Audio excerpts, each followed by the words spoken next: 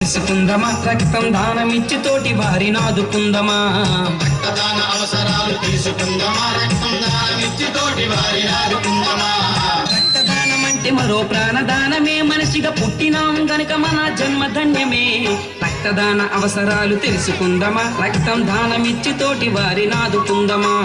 రక్తదాన అవసరాలు తీసుకుందమా, రక్తం దానమిచ్చి తోటి వారిని ఆదుకుందమా.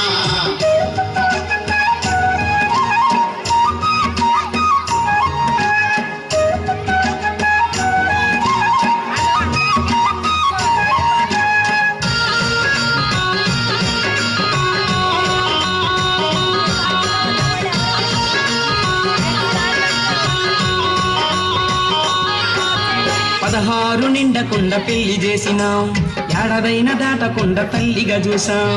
16 నిండకుండా పెళ్లి చేసినాం, ఏడాదైన దాటకుండా